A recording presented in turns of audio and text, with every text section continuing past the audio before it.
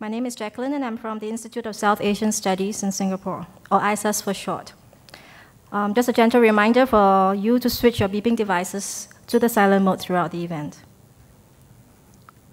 On behalf of ISAS and Aspen Institute India, I would like to warmly welcome you to the Singapore Symposium. This morning, we will kickstart the symposium with a panel discussion on Singapore, India, and Southeast Asia. Before we commence the panel discussion, may I invite Mrs. Kiran Pasricha, Executive Director and CEO of Aspen Institute India, to deliver the welcome remarks. Mrs. Pasricha, please.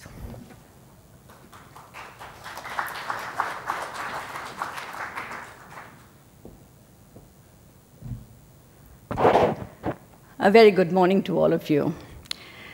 This is a very, very special day. Thank you so much for being here with us on this day when we celebrate the state visit of the Prime Minister of Singapore. This is his visit after 7 years, so it really is a special day. I also want to say how special the relationship with Singapore we have that we want to celebrate through the discussions today at during the panel discussions, and then the session with the minister, and then the Prime Minister. Our partnership today with ISAS is very, very special to us. For that, I'd like to thank Ambassador Pillay for your leadership and for this partnership. Thank you, Professor Ten, for being here, Dr. Narayan, and the two wonderful ladies, Jacqueline and thank you, Sitara. Thank you for all that you've done with us in bringing this partnership together. Jesus. Sorry about this. I want to extend a very, very warm welcome on behalf of both Aspen India and ISAS. It is, for us in Aspen India, our first major program with a head of state. So we value all your individual partnership. I am so delighted to see the quality of all of the participants here today. And I cannot begin to say how grateful I am that you're spending the day with us in making this an even more special day. Thank you, and over to the panel.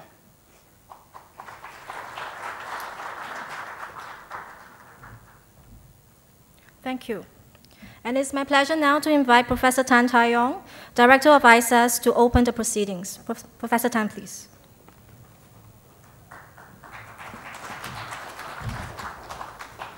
Good morning, everyone. I have two roles to play this morning. First, according to the program, I'm to moderate the first panel, but I thought as co-host of this event, I should say a few words of welcome and also to give you all some background onto the Singapore Symposium. Now, this is the second symposium we are organizing together with Aspen. The first symposium was organized in 2009 in December. And we had the pleasure then of working with CII under the leadership of Mr. Tarun Das, who is a very dear friend of Singapore and a very, very dear friend of ISAS. And we are very grateful that we are able to work with him again this time and with Kiran Pasricha with the Aspen Institute to organize this second symposium.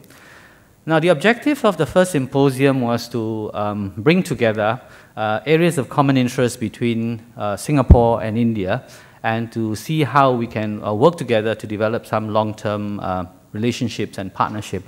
In the first symposium, we focused on issues of education, governance, and infrastructure.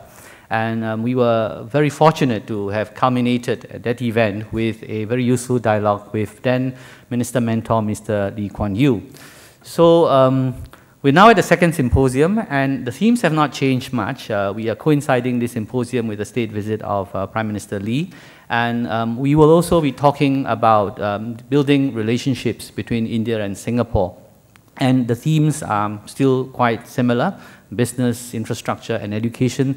And we are delighted today to have our Education Minister, Mr. Heng Swee Keat, also delivering an address on Singapore's education system. So there is a great event lined up for you this today, and we hope that you will stay for the whole day, and I'm sure this room will gradually fill as the day progresses.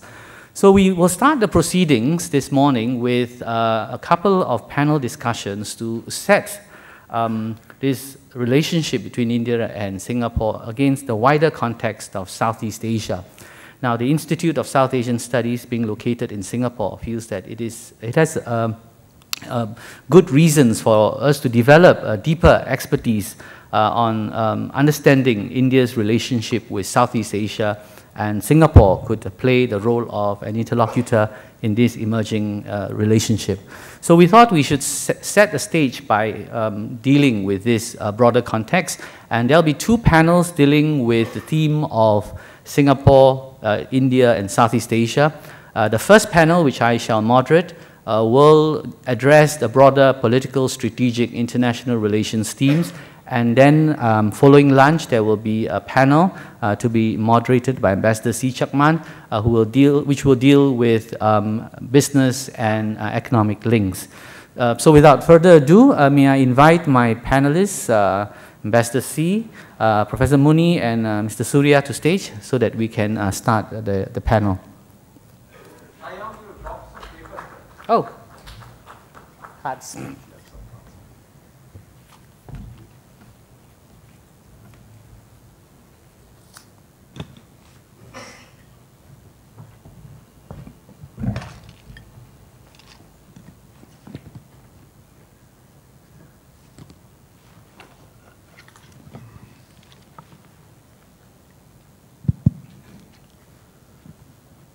Now, it's my pleasure now to introduce my fellow panelists. Now, these may be faces and names familiar to all of you, but we're delighted that they are members of the Institute of South Asian Studies, and we have benefited immensely from their scholarship, from their writings, from their insights. And together we will be dealing with the first part of the India-Southeast Asia-Singapore relationship, dealing with international relations, strategic matters. Now, I'll introduce the speakers before I ask them to speak together, then they can present their delivery. On my extreme right is Ambassador C. Chakman. Ambassador C is a senior research fellow at the Institute. He was the former Singapore High Commissioner to Delhi, and now also senior advisor to the Ministry of Foreign Affairs in Singapore. Ambassador C has, since finishing his term here, been writing about India and Singapore and ASEAN, and he produced a very important book, I think it was 2 years ago, on India's interests in Southeast Asia. And then on my immediate right is Professor S.D. Muni, a very distinguished scholar who has been teaching at JNU for several years. Prof. Muni is well known for his work on international relations, strategic studies, and also on South Asian studies. He has taught many influential people, both in South Asia and in the world, when he was a professor. And we are very happy to have him at ISAS, where he has also produced some very important books on SAARC, on India's foreign policy, and the most recent, one that deals with China's rise and South Asian perceptions of the growing weight of China in this region. So Prof. Muni will deliver his speech in a while. And on my immediate left is Mr. Surya Narayana, who I think most of you know as a distinguished journalist who has written for many years with The Hindu. After he finished his tour with The Hindu, we decided that he knew too much about Singapore, India relations to retire, so we invited him to come to ISAS, where he's now editor of Current Affairs and continues to write on the topic. So these will be the three speakers, and they'll speak in that order. Each will have about 15 minutes, and we will hear all presentations first, and then have a Q&A after. So my pleasure now to invite Ambassador C, who will speak from the rostrum. Thank you, Taeyong. Doesn't move, yeah.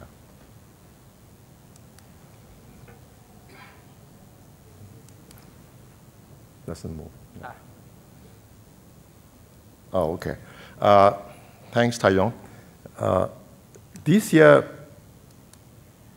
we will be commemorating the 20th anniversary of the ASEAN-India dialogue relations. I was told to speak on this topic for 15 minutes. I think it's a bit rushed for me.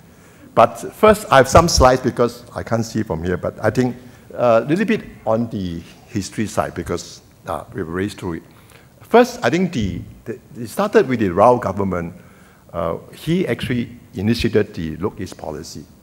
There was actually no formal announcement of this Look East policy, but it was actually in the MEA annual report, which referred to the Look East policy in its 1993 report. But nevertheless, the PM Rao was considered the founder of the India's Look East policy. By the 1991, the Cold War was over. The Soviet Union has collapsed, and India has lost a ruble trade with Soviet Union, and also very staunch defense partner. And that coincided with a very severe balance crisis.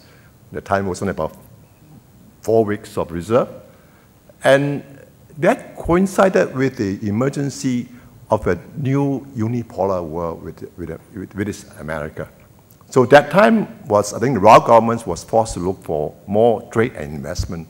And ASEAN was one of the partners they thought that could bring in new trade opportunity and investment policy together with Japan and Korea. So the primary relations with the Indian government was prompted by economic considerations. Then followed by the Vajpayee government. There was quite a distinct change in the Vajpayee government approach to ASEAN countries. In other words, that it was added a new sense of security. First, it was a concern after the November 2001 attack on the Indian parliament that there was concern that Pakistan was carrying a political inroad in Southeast Asia. And this coincided with the arrest of Islamic militants in Malaysia, in Singapore, and Indonesia, which seemed to suggest that there were concrete links between the Islamic militants in Southeast Asia and those found in Pakistan and Afghanistan. So this is the first concern which added a new security dimension to Look East policy during the Vajpayee government. The second point, of course, was the rising China's influence in South Asia, particularly in Myanmar. At the time, China was coming to court ASEAN countries with the promise of an ASEAN-China free trade area. And there was in that context that the Vajpayee government, that there was a clear evidence of a very assertive projection of naval power into the South China Sea. Then there was a continuation during the Manmohan Singh government, which actually, there was actually a continuation of related this Look East policy from the Lao government to the Manmohan Singh government. But he has added a new urgency in pushing for new FTAs, free trade areas, and also economic integration. I think it was also during the Manmohan Singh's government that it was the first time that the former defense minister, Pranab Mukherjee, defined that India would look towards an equitable strategic balance in Asia. It's the first indication that India would want to take a much more proactive policy in our region.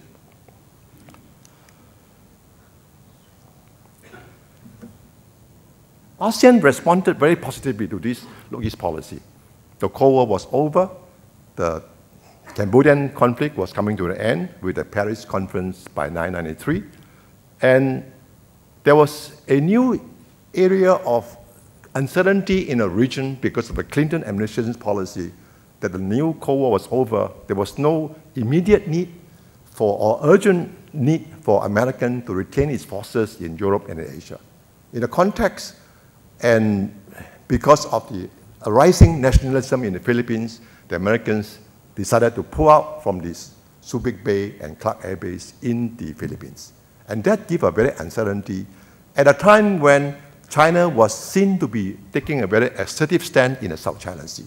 The Mischief Islands conflict with the Philippine Navy was one indication that there's a new emerging force coming, emerging in the region. And there was a need among the ASEAN countries, there must be a new balance, a welcoming of new powers into the region. So that coincided with the RAO policy. So there's a very coincidence that both sides have responded very enthusiastically. And because of this coincidence of interest, relations between ASEAN and India intensified very rapidly. You can see from the charts that 1992, India became a dialogue partner and become a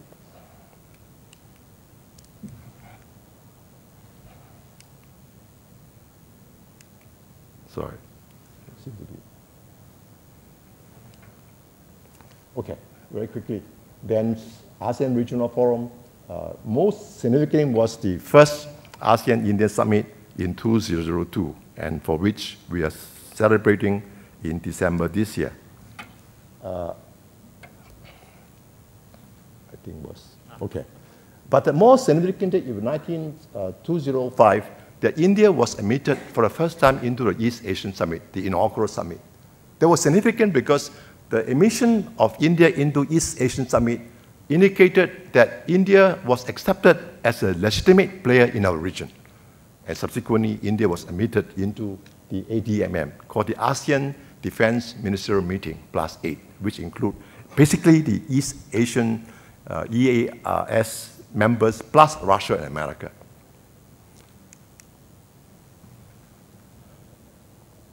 And the significant part between ASEAN-Indian relations was the partnership agreement signed in 2003. It was during Vajpayee's government's time. It was a very wide-ranging program from energy to FTAs to communications to terrorism. And there was the time when the Vajpayee government felt the urgency to conclude a lot of mutual legal assistance and also intelligence cooperation between ASEAN and India because of this fear of an Islamic arc from the western end to the eastern end of India. But because of the wide range of topics in this action plan, which the first plan consists about 94 items, and by March 2000 to 2011, only 40% of the action plan has been completed. Partly because both sides found that overwhelmed by the number of action plan programs, and partly because of lack of funding, partly because of interest in bureaucracy, partly of continuation of manpower needs. So that's where we stand. ASEAN has welcomed actively Indians' involvement in the region. First, because it offers ASEAN economic opportunities. That since the early 1990s, the beginning trade between ASEAN and India rose from 2.9 billion to last year about $68 billion. It's a great increasement. And during the interim period, there was also a great increase, a very dramatic increase in India's investment in ASEAN countries for the past 5 years. From $225 million to about, in 2010, India's investment to ASEAN was about $2.5 billion. And so similarly was the flow FDI flows from ASEAN to India. In 2010 alone, Singapore alone spent about $2.5 billion of FDI in India, which include portfolio investments.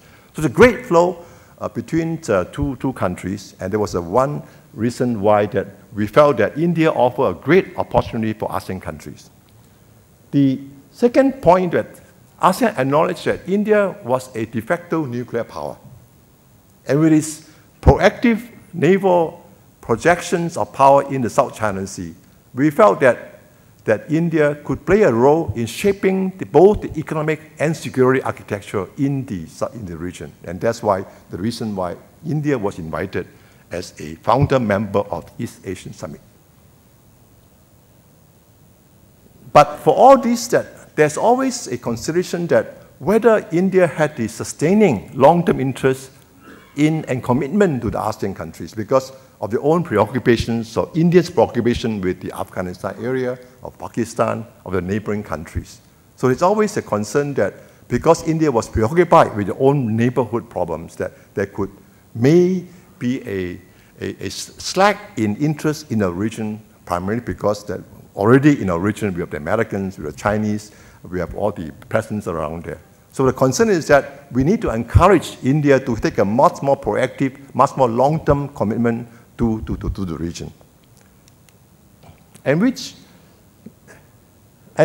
our view that the impetus to a new ASEAN-India relations will focus on three areas. First is that there could be shared political and security interests.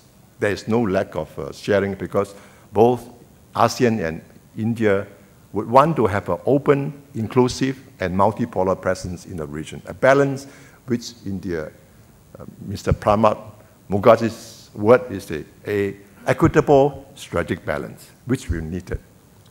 And secondly, apart from political shared interests, that's not enough. There must be an increase in the economic stakes on both sides. And that's where a more concerted efforts to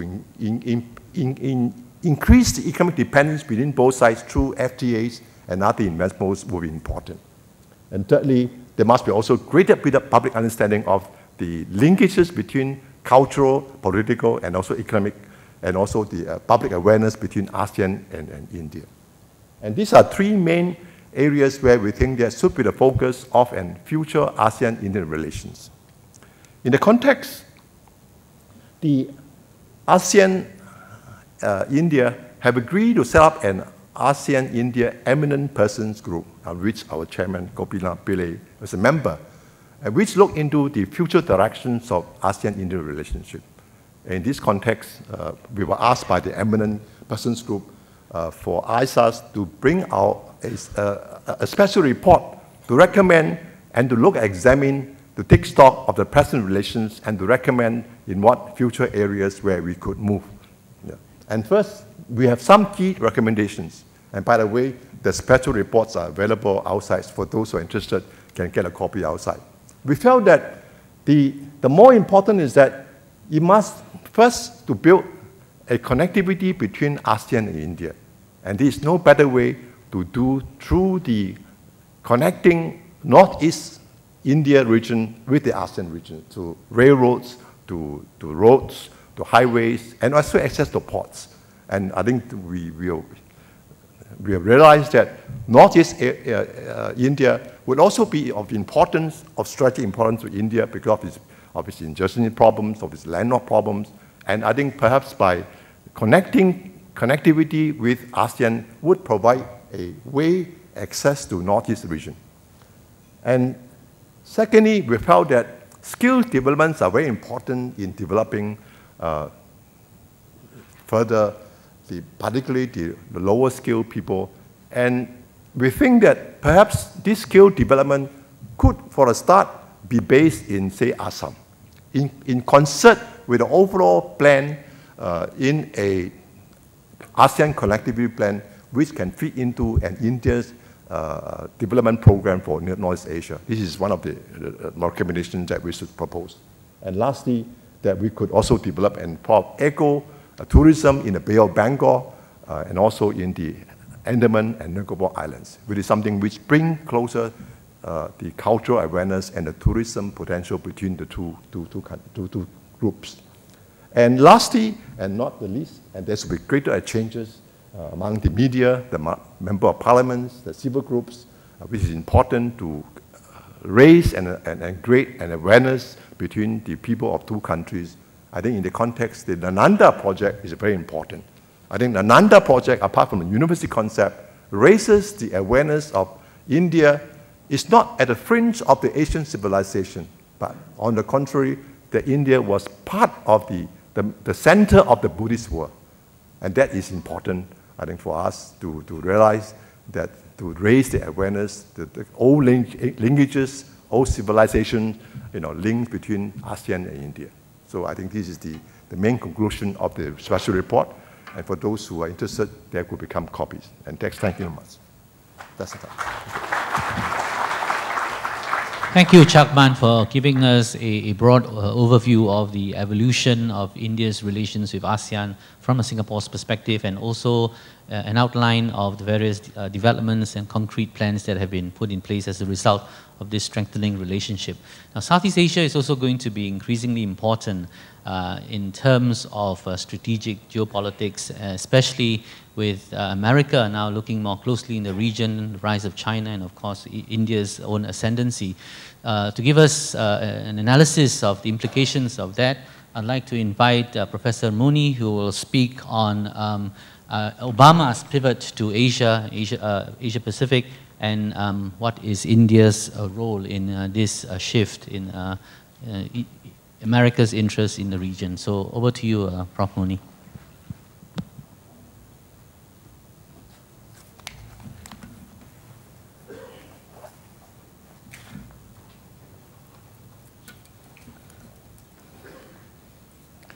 Thank you, everybody. To begin with, a big thanks to Aspen Institute and my own institute for getting me on this very prestigious forum. I think this is very important for a person like me who is working in Singapore these days to get involved into this sort of an activity. Almost everybody is talking about Obama's pivot. So many people are writing about it. So I need not go into that, but the very first question which comes to our mind is, what is new about it? US has been in this region for a little over 6 decades, particularly since the Second World War. Had huge economic stakes there in terms of investment and trade, have very, very strong security concerns and security relationships. So when Obama administration says that we will make Asia Pacific a pivot and rebalance the whole region, what is new in it? What is different from what it has been? I think a couple of points on this. For the first time, I think from India's perspective, the US administration is taking a much broader view of the region, not only limited to Pacific component, but Indo-Pacific or Asia-Pacific, where Indian Ocean has been emphasized very, very clearly, and South Asia has been taken in. So it's a much broader perspective than what it was. Not that US was not present in Indian Ocean militarily earlier, but that was largely to counter the Russians rather than to take South Asia and Indian Ocean in. Secondly, it's a reasonably comprehensive approach. It looks like that. Firstly, it will reinforce the traditional alliances with allies like Japan, Korea, Australia, Philippines. Then it will build up new partnerships with the countries with which it did not have a kind of a strategic equation earlier. India included, Vietnam, Indonesia, Singapore, even China is mentioned there, that we will have strategic continuous interaction with China. There is a great deal of emphasis even on the regional organizations. Not only organizations, but building a strategic architect for the whole region.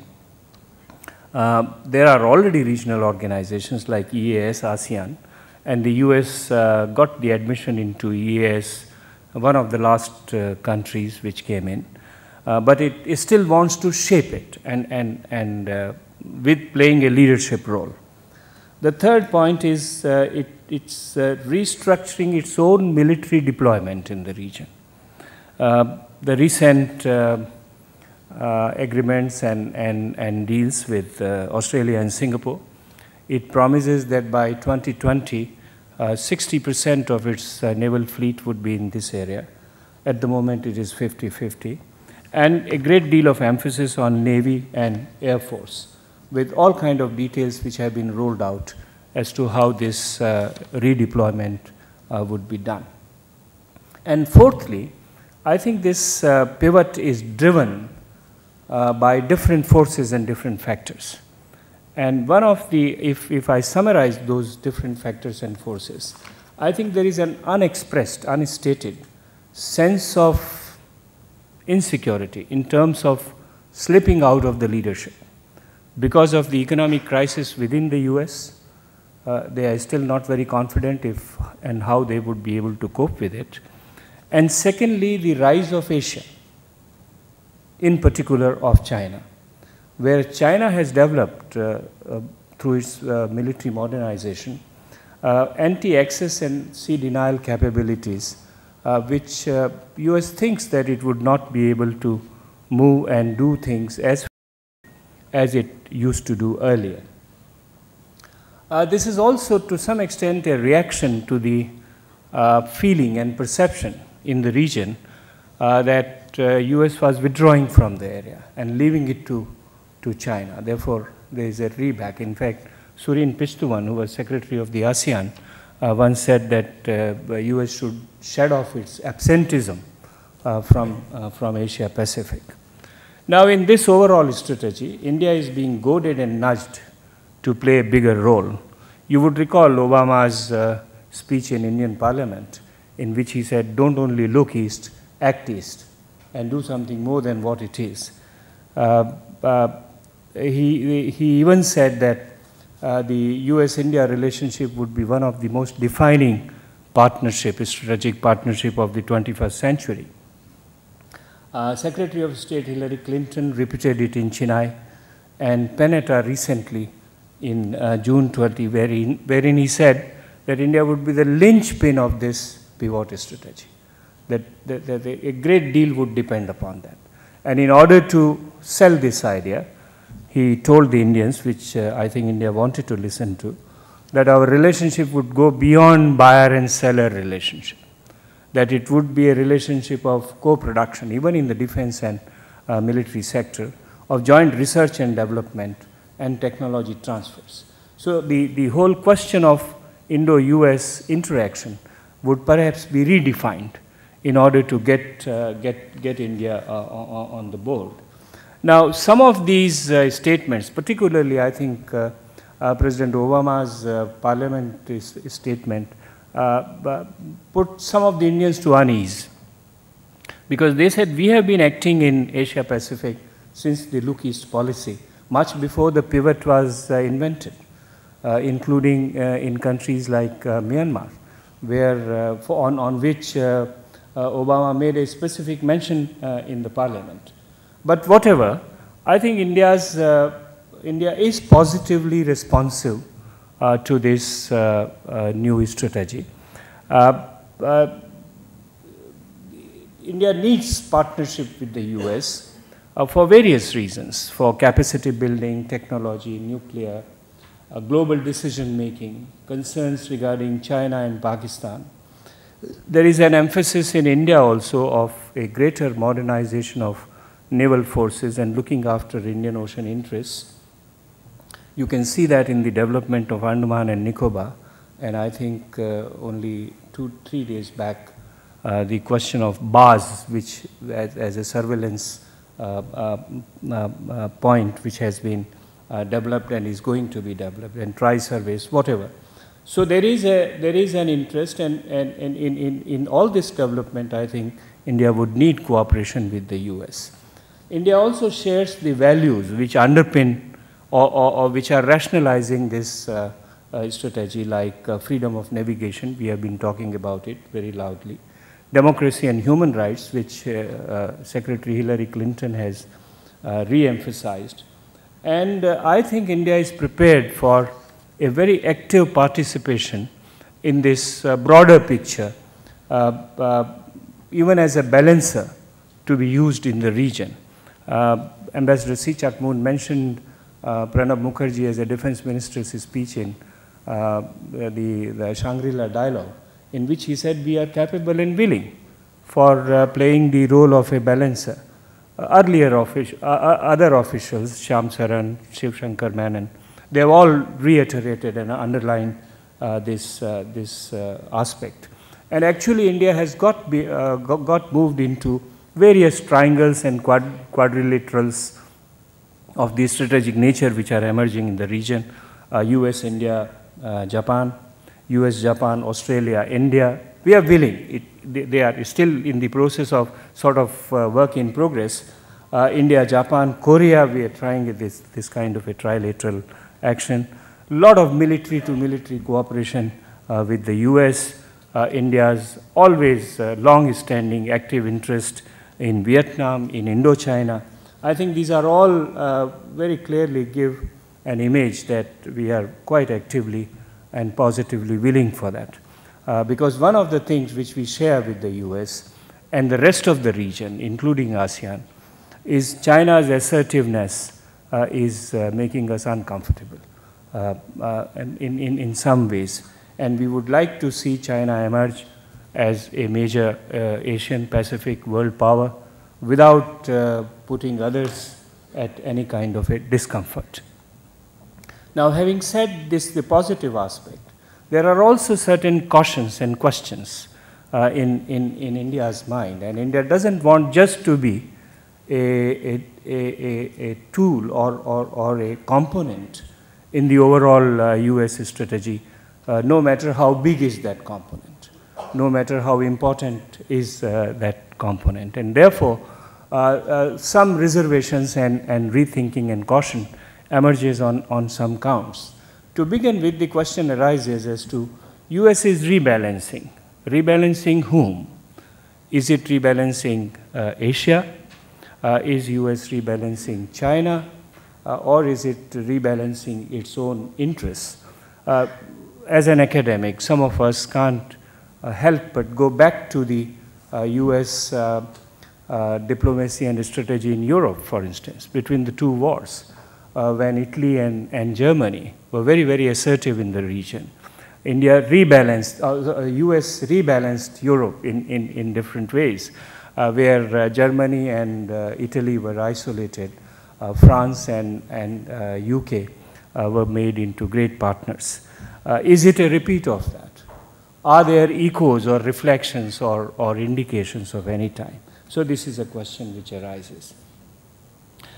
Secondly, tying completely and being looked upon as India playing the part in the US strategy is also antithetical or incompatible with various other equations and networks which India has developed, promoted, and is actively participating in.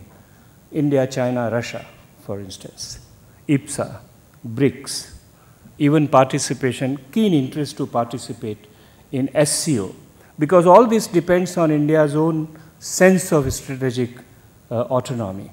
One of the commentators, while writing on Defense Minister Antony and Panetta's meeting, compared it with Antony and Cleopatra and said that both loved each other, but both also wanted in their own way to dominate the Roman Empire or that region at that. Maybe there are some signs of that US and India has lot to cooperate, but would not like to completely surrender their strategic space to the other. And I think this is where the kind of a dichotomy or a dilemma which exists in India's policy shaping. There are also rising tensions as a result of, to some extent, of this strategy. Philippines and South China Sea is one example, where China has shown tremendous anger that what is this happening and we would not accept it. And this is where it makes India uncomfortable, because we cannot afford to get involved into any conflict, least with China. And anything which is done which can lead to any kind of a conflict or tension is not welcome. That's why when Panetta and Antony met, Antony indicated two very small, very important, but two indications were very, very important. One was that he said, don't meddle with the bilateral relations and disputes. Don't try to settle them. Leave it to the individual countries. I think this statement also came in the context of Panetta's one advice to India, make up with Pakistan. I think the US and the Obama administration has constantly been telling us to make up with Pakistan. This is a separate subject, but India thinks that it is doing all it can, provided there is an adequate and positive response. And I think the US has now tested the alliance, the partnership, the dependability, the friendship, the trustworthiness, whatever you call it, of Pakistan itself. And therefore, this repeated lecture that you make up with, I think this was partly a response to it. Leave it to the countries, don't push us. And secondly, don't fast pace the question of strategic architecture in the region. Let it evolve. There are countries which have their own preferences, their own preoccupations, and don't simply push them into it. And lastly, I think not only India, many other countries are worried that they look, pivot strategy has to spread out in 10 years. Now these 10 years, will the US be able to sustain them in its own way economically, and its own way, if there are changes of the administrations and policies, will it be able to sustain it? And secondly, in 10 years, what will China do? It's not going to be a static factor that, look, China as it stands today and therefore we will do it this way or the other. More because still in some minds, the US-China equation is very uncertain. It swings from G2, that the group of two managing whole of Asia Pacific, to the Cold War or even a hot war. And there are different kind of indications and perceptions. In fact, we were the other day in a dialogue with the Japanese and the Koreans, and the Japanese said that the Americans exaggerate their conflict but move very cautiously so far as China is concerned. And the Japanese general said that therefore we don't put our money where American mouth is. We want to put our money where American actions are. So, you know, and there is a confusion that in 10 years, how this US-China relationship would actually emerge, and therefore nobody would want to put in all the eggs into the pivot basket and say, okay, you say pivot, so we say pivot. So there are considerations. Therefore, what will India actually do? I think India will do a few things which are already very, very clearly visible. We will build up cooperation with the US to build India's own capabilities to the extent it is possible. And particularly on the issues of common concern, we will work with the US as far as it serves India's interest. At the same time, India would build cooperation with other regional players. Japan is one very important one. Vietnam, Indonesia, Australia, ASEAN, particularly Singapore. And I'm glad that this visit has seen a renewal of the defense and strategic understanding between the two countries and cooperation. And also other countries like Myanmar or former Indochina, where India is doing its best and will forge all kind of diversity of equations. And India has even been willing to go in for the trilateral consultation between US, India and China. And this is what it was proposed by the US. So we'll do that. We uphold the values which I said underpin this pivot strategy of freedom of navigation, democracy and human rights, peaceful resolution of disputes, and join hands with the US and others wherever it is mutually advantageous. Avoid conflict or confrontation with China, but prepare if there are surprises to face that. Because, I mean, any number of Indian decision makers from Prime Minister to National Security Advisor to Navy Chief to Army Chief have said, we cannot and we should not gear ourselves into matching with China bean for bean. Economically, the Chinese have very deep pockets.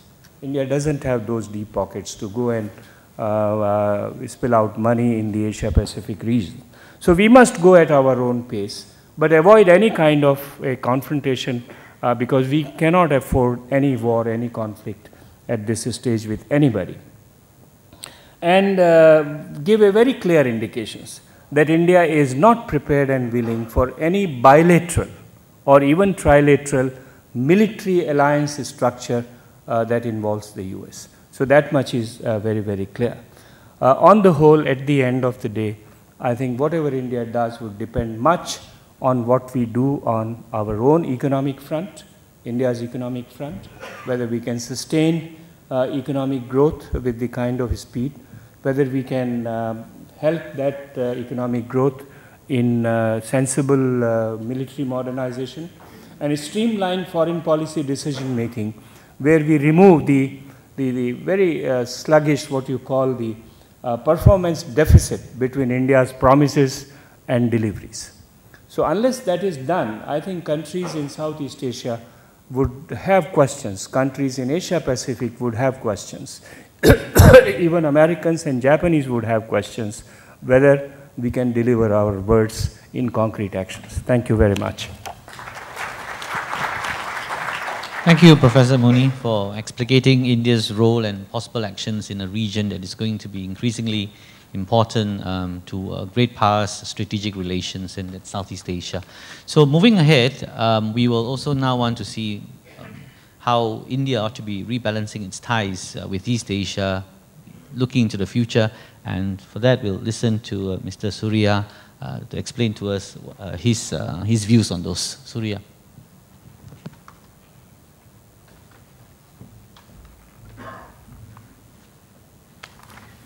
Friends, well, of course, all of us know what East Asia is. Actually, East Asia should be redefined as either Greater East Asia or Indo-Pacific, or more romantically, maybe Sino-Indian Hemisphere of the future. This is very obvious because East Asia consists of so many players, both established and emerging powers. For instance, the US, Russia are now the members of East Asia Summit, and to that extent, the East Asian theater has become very wide and perhaps the next big theater in world affairs. In that context, what does ASEAN do? ASEAN, as all of us know, has been the prime mover in many respects for bringing so many major powers together in the East Asian region. The most recent examples, of course, are East Asia Summit, the expanded version of it, and the ASEAN Defense Ministers Plus 8 Forum. It's a very complicated terminology of ADMM Plus 8, but it will probably be the security wing of the East Asia Summit, the expanded version of that in the future. So where does ASEAN really figure in this configuration? To use an unfashionable expression in a very positive sense, I would imagine that ASEAN is somewhat like a subprime super player in the East Asian region or the potential Sino-Indian hemisphere of the future. And then what does rebalancing of India's relations with the East Asian countries, what does that really mean? Rebalancing, by definition, is not a revolutionary shift in India's look-east policy, which has already been pointed out, was enunciated way back in the 1990s. And at the time when Narasimha Rao and Manmohan Singh, the then finance minister, evolved the look-east policy to the extent they could in the circumstances, in the domestic circumstances of India of that period, at that time, it was, the look-east policy was somewhat like India taking, really a leap into the outer space of India's own regional diplomacy of that period. Of course, India has been a player in world affairs from the time of Jawaharlal Nehru, but for a variety of reasons, India was seen to have disengaged itself from some of the key theaters of world affairs up until 1990s. So, if you view look-east policy as somewhat like going into outer space of regional diplomacy, then rebalancing can be seen as a calibrated spacewalk. All this is for future perfect. And of course, future perfect is not easy to accomplish, although it's easy to visualize. And is rebalancing really necessary? Yes, to my mind, because I'm talking of rebalancing of India's relations with East Asian countries, because India is also part of East Asia in the wider definition of the term. That is, India's rebalancing of relations with other East Asian countries, I should say.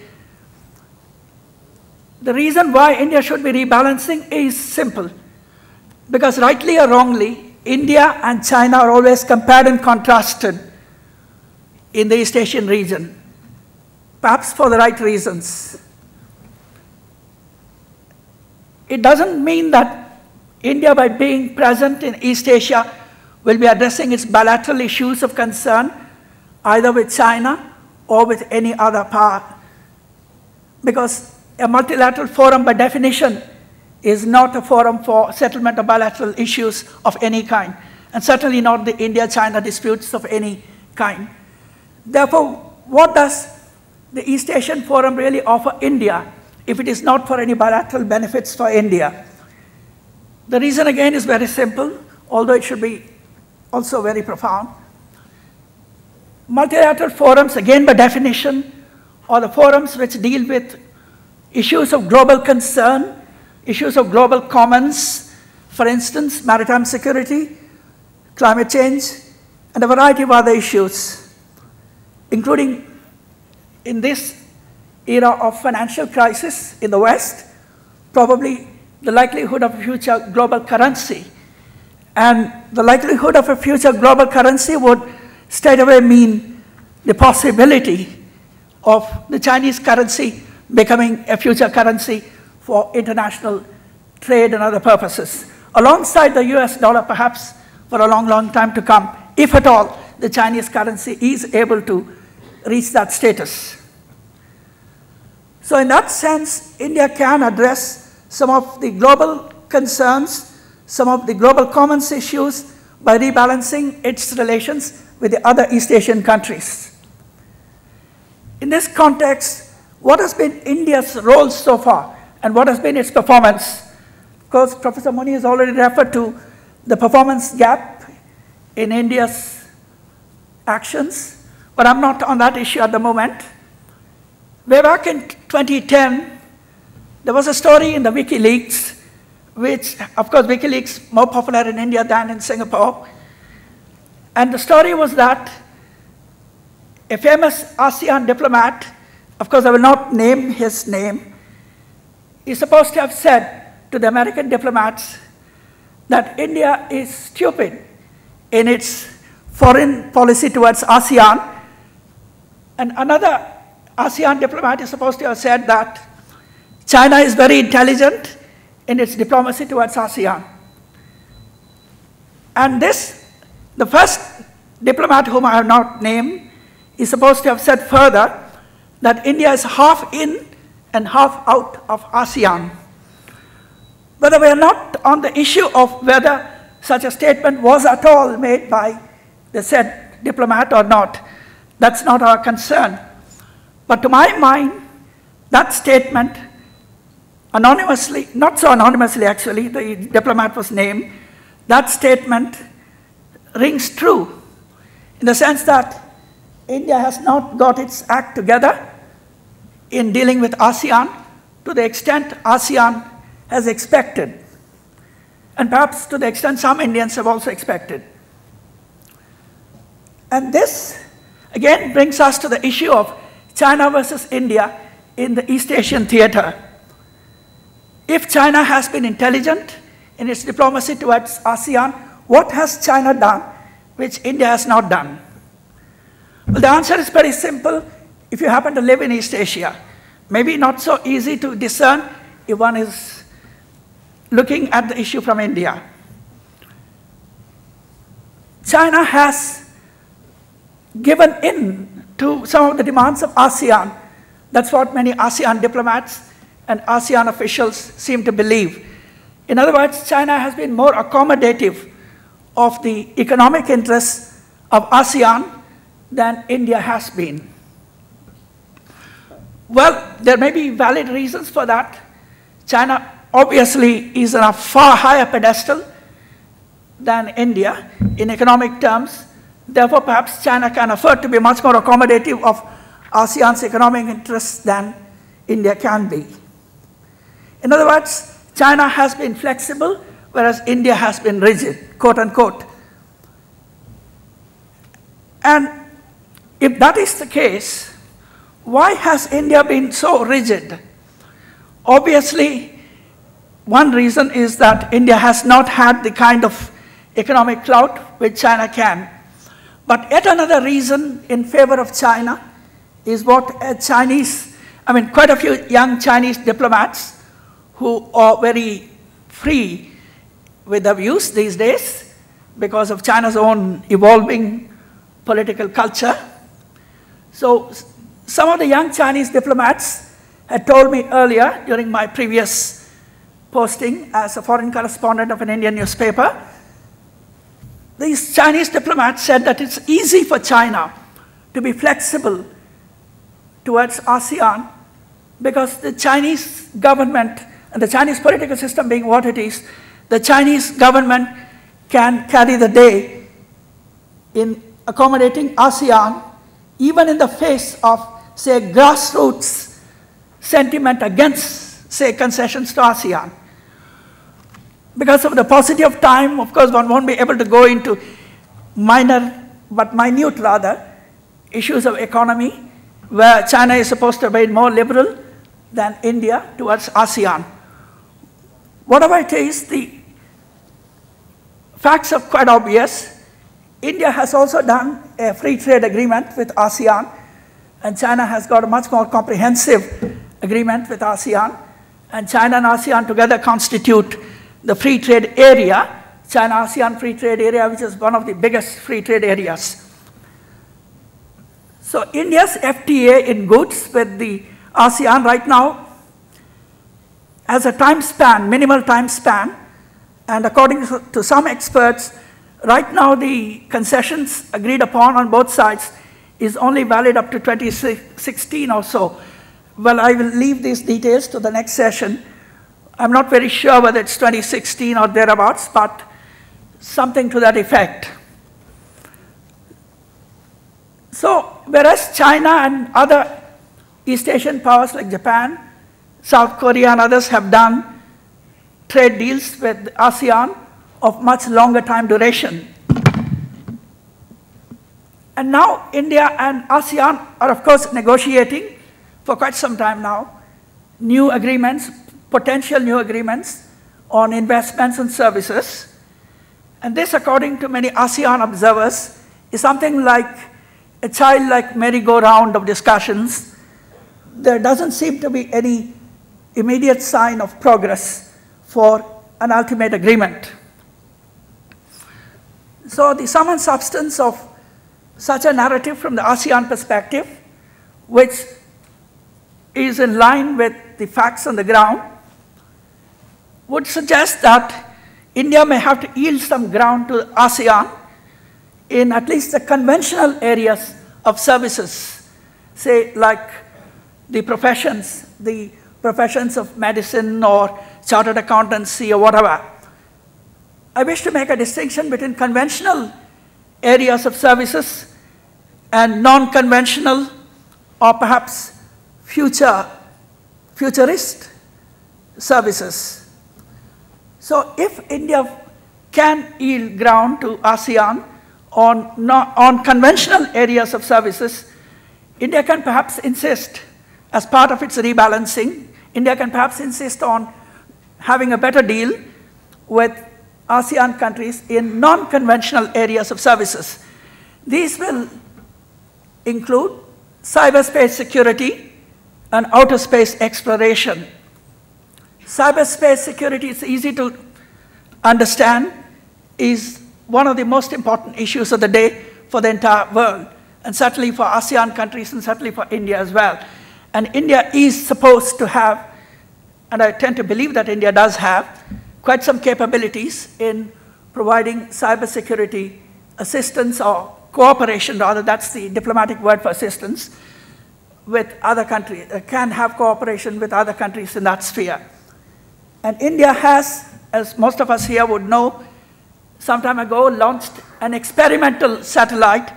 It's a very, just an experimental satellite done by, fabricated or manufactured by Nanyang Technological University in Singapore. India launched that experimental satellite into space and put that satellite in picture-perfect, predetermined orbit. So India has demonstrated, not just in this case, but in several other instances of even bigger satellites, that it has the capabilities. And why does I mean, anyone need to be in outer space exploration, because outer space, again, is a new frontier area for human affairs, and sooner or later, those spacefaring nations with capabilities in that sphere would be able to command greater access to resources both on planet Earth and in outer space. Outer space, of course, for resource purposes is too much of a distant dream. But the point here is that India has certain capabilities which it can offer in exchange for being flexible towards ASEAN in the conventional sphere of services. And even on the conventional sphere, there is a new agreement likely to be negotiated by ASEAN involving the wider region of East Asia, and that is known as Regional Comprehensive Economic Partnership, RCEP. Time is already ticking. Negotiations of a proper kind will be beginning soon enough, and India will have to decide whether it can be partner in that respect. This can be seen in some circles at least as an alternative TPP.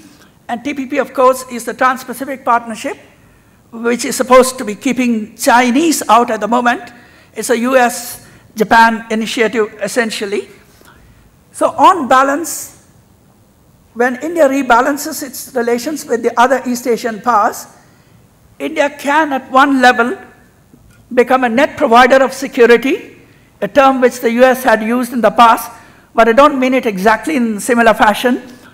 But India can be a factor for peace and stability in East Asia, or the wider greater East Asia, or the potential Sino-Indian hemisphere. And to that extent, there will be some cooperation between US and India on security issues. And of course, it has to be done by India in a very careful and calibrated fashion, so that China does not get the wrong and unintended message from India. Therefore, India will, while rebalancing its ties with ASEAN on the whole, must also take care to keep its relations with China on an even keel. And therefore, if on security issues India can go along with the US, and perhaps also taking China into account on issues of global commons concern, that will be one aspect of rebalancing India's relations with the other East Asian countries. And on economic issues, it will be in India's interest to rebalance in such a way that India does not lose out on the economic dividends which China's emergence as the economic superpower can mean for India as well. And in the long term, the world may probably become some kind of a bilateral, rather a bipolar world, involving US at one end and China at the other end, although it is not on the cards as of now.